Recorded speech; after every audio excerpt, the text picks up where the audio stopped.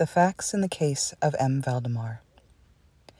Of course, I shall not pretend to consider it any matter for wonder that the extraordinary case of M. Valdemar has excited discussion. It would have been a miracle had it not, especially under the circumstances. Through the desire of all the parties concerned to keep the affair from the public, at least for the present, or until we had farther opportunities for investigation, through our endeavors to effect this, a garbled or exaggerated account made its way into society and became the source of many unpleasant misrepresentations, and very naturally of a great deal of disbelief. It is now rendered necessary that I give the facts, as far as I comprehend them myself. They are succinctly these. My attention for the last 3 years has been repeatedly drawn to the subject of mesmerism, and about 9 months ago it occurred to me, quite suddenly, that in the series of experiments made hitherto there had been a very remarkable and most unaccountable omission. No person had as yet been mesmerized in articulo mortis. It remained to be seen, first, whether, in such condition, there existed in the patient any susceptibility to the magnetic influence. Secondly, whether, if any existed, it was impaired or increased by the condition. Thirdly, to what extent, and for how long a period, the encroachments of death might be arrested by the process. There were other points to be ascertained, but these most excited my curiosity, the last in especial, from the immensely important character of its consequences. In looking around me for some subject by whose means I might test these particulars, I was brought to think of my friend, M. Ernest Valdemar, the well-known compiler of the Bibliotheca Fornesca, an author, under the nom de plume of Iskar Marx, of the Polish versions of Wallenstein and Gargantua. M. Valdemar, who has resided principally in Harlem, New York, since the year 1839, is, or was, particularly noticeable for the extreme spareness of his person, his lower limbs much resembling those of John Randolph, and also for the whiteness of his whiskers, in violent contrast to the blackness of his hair, the later, in consequence, being very generally mistaken for a wig. His temperament was markedly nervous. On 2 or 3 occasions, I put him to sleep with little difficulty, but was disappointed in other results which his peculiar constitution had naturally led me to anticipate. His will was at no period positively or thoroughly under my control. In regards to clairvoyance, I could accomplish with him nothing to be relied upon. I always attributed my failure at these points to be the disordered state of his health. For some months previous to my becoming acquainted with him, his physicians had declared him in a confirmed phthisis. It was his custom, indeed, to speak calmly of his approaching dissolution, as of a matter neither to be avoided nor regretted. When the ideas to which I have alluded first occurred to me, it was of course very natural that I should think of M. Valdemar. I knew the steady philosophy of the man too well to apprehend any scruples from him, and he had no relatives in America who would be likely to interfere. I spoke to him frankly upon the subject, and to my surprise, his interest seemed vividly excited. I say to my surprise, for although he had always yielded his person freely to my experiments, he had never before given me any tokens of sympathy with what I did. His disease was, if that character which would admit of exact calculation in respect to the epoch of its termination in death, and it was finally arranged between us that he would send for me about 24 hours before the period announced by his physicians as of that his decease. It is now rather more than 7 months since I received from M. Valdemar himself the subjoined note. My dear P., you may as well come now. D and F are agreed that I cannot hold out beyond tomorrow midnight, and I think they have hit the time very nearly. Valdemar. I received this note within half an hour after it was written, and in 15 minutes more I was in the dying man's chamber. I had not seen him for 10 days, and was appalled by the fearful alteration which the brief interval had wrought in him. His face wore a leaden hue, the eyes were utterly lustreless, and the emaciation was so extreme that the skin had been broken through by the cheekbones. His expectoration was excessive. The pulse was barely perceptible. He retained, nevertheless, in a very remarkable manner, both his mental power and a certain degree of his physical strength. He spoke with distinctness, took some palliative medicines without aid, and when I entered the room was occupied in penciling memoranda in a pocketbook. He was propped up in the bed by pillows. Doctors D and F were in attendance. After pressing Valdemar's hand, I took these gentlemen aside and obtained from them a minute account of the patient's condition. The left lung had been for 18 months in a semiosis or cartilaginous state, and was of course entirely useless for all purposes of vitality. The right, in its upper portion, was also partially, if not thoroughly, ossified, while the lower region was merely a mass of purulent tubercles, running one into another. Several extensive perforations existed, and at one point, permanent adhesion to the ribs had taken place. These appearances in the right lobe were of comparatively recent date. The ossification had proceeded with very unusual rapidity. No sign of it had discovered a month before, and the adhesion had only been observed during the 3 previous days. Independently of the phthisis, the patient was suspected of aneurysm of the aorta, but on this point the osseous symptoms rendered an exact diagnosis impossible. It was the opinion of both physicians that M. Valdemar would die about midnight on the morrow, Sunday. It was then 7 o'clock on Saturday evening. On quitting the invalid's bedside to hold conversation with myself, Doctors D and F had bidden him a final farewell. It had not been their intention to return, but at my request, they agreed to look in upon the patient about 10 the next night. When they had gone, I spoke freely with M. Valdemar on the subject of his approaching dissolution, as well as more particularly of the experiment proposed. He still professed himself quite willing and even anxious to have it made, and urged me to commence it at once. A male and a female nurse were in attendance, but I did not feel myself altogether at liberty to engage in a task of this character with no more reliable witnesses than these people, in case of a sudden accident might prove. I therefore postponed operations until about 8 the next night, when the arrival of a medical student with whom I had some acquaintance, Mr. Theodore L., relieved me from farther embarrassment. It had been my design originally to wait for the physicians, but I was induced to proceed, first by the urgent entreaties of M. Valdemar, and secondly by my conviction that I had not a moment to lose, as he was evidently sinking fast.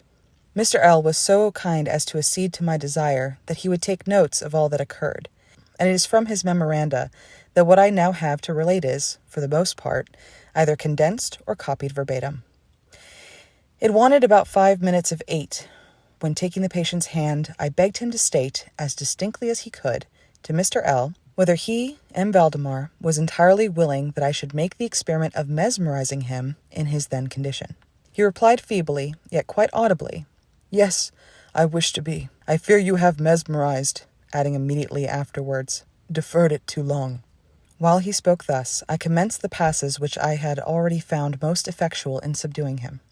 He was evidently influenced with the first lateral stroke of my hand across his forehead. But although I exerted all my powers, no farther perceptible effect was induced until some minutes after 10 o'clock, when Doctors D and F called, according to appointment. I explained to them, in a few words, what I designed, and as they opposed no objection, saying that the patient was already in the death agony, I proceeded without hesitation, exchanging, however, the lateral passes for downward ones, and directing my gaze entirely into the right eye of the sufferer. By this time his pulse was imperceptible, and his breathing was stertorous, and at intervals of half a minute. This condition was nearly unaltered for a quarter of an hour. At the expiration of this period, however, a natural, although a very deep sigh escaped the bosom of the dying man, and the stertorous breathing ceased. That is to say, its stertorousness was no longer apparent. The intervals were undiminished. The patient's extremities were of an icy coldness. At 5 minutes before 11, I perceived unequivocal signs of the mesmeric influence. The glassy roll of the eye was changed for that expression of uneasy inward examination, which is never seen except in cases of sleepwalking, and which it's quite impossible to mistake. With a few rapid lateral passes, I made the lids quiver, as in incipient sleep, and with a few more I closed them altogether. I was not satisfied, however, with this, but continued the manipulations vigorously, and with the fullest exertion of the will, until I had completely stiffened the limbs of the slumberer. After placing them in a seemingly easy position, the legs were at full length, the arms were nearly so, and reposed on the bed at a moderate distance from the loin. The head was slightly elevated. When I had accomplished this, it was fully midnight, and I requested the gentlemen present to examine M. Valdemar's condition. After first few experiments, they admitted him to be in an unusually perfect state of mesmeric trance. The curiosity of both the physicians was greatly excited. Dr. D resolved at once to remain with the patient all night, while Dr. F took leave with a promise to return at daybreak. Mr. L and the nurses remained. We left M. Valdemar entirely undisturbed until about 3 o'clock in the morning, when I approached him and found him precisely the same condition as when Dr. F went away. That is to say, he lay in the same position. The pulse was imperceptible. The breathing was gentle, scarcely noticeable, unless through the application of a mirror to the lips. The eyes were closed naturally, and the limbs were as rigid and as cold as marble. Still, the general appearance was certainly not that of death. As I approached M. Valdemar, I made a kind of half-effort to influence his right arm into pursuit of my own, as I passed the latter gently to and fro above his person. In such experiments with this patient had never perfectly succeeded before, and assuredly I had thought little of succeeding now. But to my astonishment, his arm very readily, although feebly, followed every direction I assigned it with mine. I determined to hazard a few words of conversation. "M. Valdemar," I said, "are you asleep?"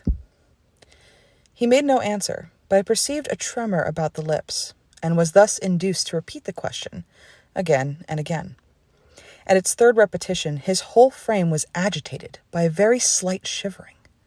The eyelids unclosed themselves so far as to display a white line of the ball. The lips moved sluggishly, and from between them, in a barely audible whisper, issued the words, "Yes, asleep now. Do not wake me. Let me die so." I here felt the limbs and found them as rigid as ever. The right arm, as before, obeyed the direction of my hand. I questioned the sleep-waker again.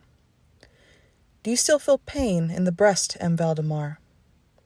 The answer was now immediate, but even less audible than before. "No pain. I am dying." I did not think it was advisable to disturb him farther just then, and nothing more was said or done until the arrival of Dr. F, who came a little before sunrise, and expressed unbounded astonishment at finding the patient still alive. After feeling the pulse and applying a mirror to the lips, he requested me to speak to the sleep-waker again. I did so, saying, "M. Valdemar, do you still sleep?" As before, some minutes elapsed ere a reply was made, and during the interval the dying man seemed to be collecting his energies to speak. At my fourth repetition of the question, he said very faintly, almost inaudibly, "Yes, still asleep, dying." It was now the opinion, or rather the wish of the physicians, that M. Valdemar should be suffered to remain undisturbed in his present, apparently tranquil condition, until death should supervene. And this, it was generally agreed, must now take place within a few minutes. I concluded, however, to speak to him once more, and merely repeated my previous question. When I spoke, there came a marked change over the countenance of the sleep-waker. The eyes rolled themselves slowly open, the pupils disappearing upwardly. The skin generally assumed a cadaverous hue, resembling not so much parchment as white paper. And the circular hectic spots which hitherto had been strongly defined in the center of each cheek went out at once. I use this expression because the suddenness of their departure put me in mind of nothing so much as the extinguishment of a candle by a puff of breath. The upper lip, at the same time, writhed itself away from the teeth, which had previously covered completely, while the lower jaw fell with an audible jerk, leaving the mouth widely extended, and disclosing in full view the swollen and blackened tongue. I presume that no member of the party then present had been unaccustomed to deathbed horrors, but so hideous beyond conception was the appearance of M. Valdemar at this moment that there was a general shrinking back from the region of the bed. I now feel that I have reached a point of this narrative at which every reader will be startled into positive disbelief. It is my business, however, simply to proceed. There was no longer the faintest sign of vitality in M. Valdemar, and concluding him to be dead, we were consigning him to the charge of the nurses, when a strong vibratory motion was observable in the tongue. This continued for perhaps a minute. At the expiration of this period, there issued from the distended and motionless jaws a voice, such as it would be madness in me to attempt describing. There are indeed 2 or 3 epithets which might be considered as applicable to it in part. I might say, for example, that the sound was harsh and broken and hollow. But the hideous whole is indescribable, for the simple reason that no similar sounds have ever jarred upon the ear of humanity. There were 2 particulars, nevertheless, which I thought then, and still think, might fairly be stated as characteristics of the intonation, as well adapted to convey some idea of its unearthly peculiarity. In the first place, the voice seemed to reach our ears, at least mine, from a vast distance, or from some deep cavern within the earth. In the second place, it impressed me. I fear, indeed, that it will be impossible to make myself comprehended, as gelatinous or gluttonous matters impress the sense of touch. I have spoken both of sound and of voice. I mean to say that the sound was one of distinct, of even wonderfully, thrillingly distinct, syllabification. M. Valdemar spoke, obviously in reply to the question I had propounded to him a few minutes before. I had asked him, it will be remembered, if he still slept. He now said, "Yes, no, I have been sleeping, and now I am dead."